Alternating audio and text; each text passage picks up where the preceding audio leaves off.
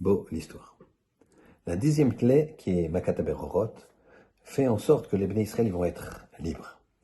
Maintenant, tel que Hachem a promis à Abraham que sa descendance sortirait avec de très nombreuses richesses, alors les Bnei Israël à ce moment-là vont chercher des richesses.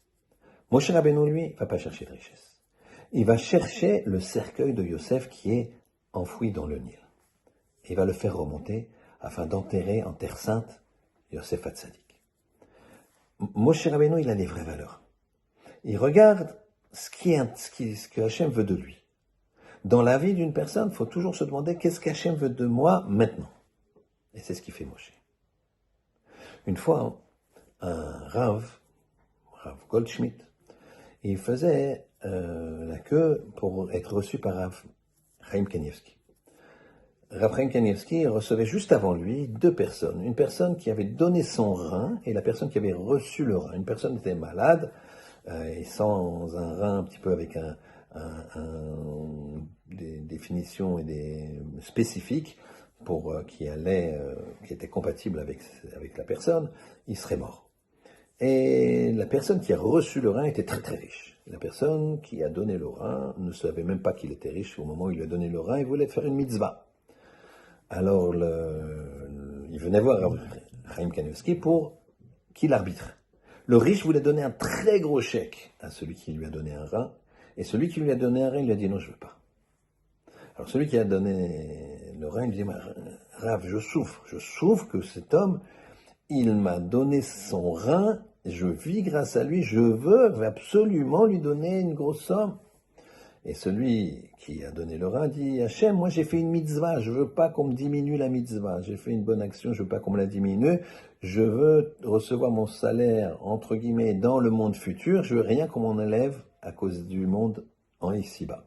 Donc on voit ici les réflexions de cet homme extraordinaire. Et après il lui dit, non, tu sais quoi, hein, tu vas recevoir cet argent. Pourquoi? Parce que tu vois que cette personne-là, le riche qui a été donc sauvé, il souffre de ne pas te donner. Alors, le fait que tu reçoives de l'argent et que de ce fait tu accordes un bonheur à l'autre parce que tu as reçu l'argent, alors c'est sûr que c'est une mitzvah supplémentaire qui va faire que tu n'auras rien en moins dans le Olam Haba. Ils ont été satisfaits tous les deux, ils sont partis.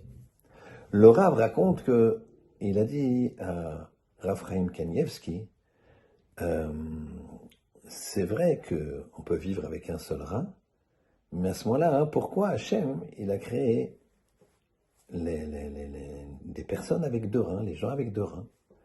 Alors, le Rosh Yeshiva, qui connaissait très bien une des réponses dans la Gemara Brachot, qui est la suivante, qui pose la question, pourquoi Hachem il a créé l'homme avec deux reins? Et là-bas, on dit, un pour le Yetzer Tov, la tendance positive, un pour le Yetzer Hara, la tendance négative. On sait que les envies, elles partent des reins. Tu as des envies de faire des mitzvot, et il y a des envies de faire le contraire. Ça part des reins. Et il pensait que Rav Chaim Kanievski allait lui dire ça. Et Rav Chaim Kanievski ne lui a pas dit ça. Il lui a dit, tu sais pourquoi Hachem il a fait deux reins alors qu'un seul est nécessaire pour vivre? Le deuxième, c'est pour pouvoir le donner. Regardez la vision des choses.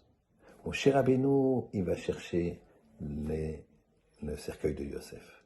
Cette personne-là, elle veut rien recevoir de ce riche. Elle a donné son rein, elle veut faire que la mitzvah. Et Raphaël m'explique, tu sais pourquoi on a deux reins et qu'on n'a pas besoin? C'est pour, le cas échéant, pouvoir donner le deuxième. Donner, donner, donner. Alors, à toi de jouer. Shabbat Shalom.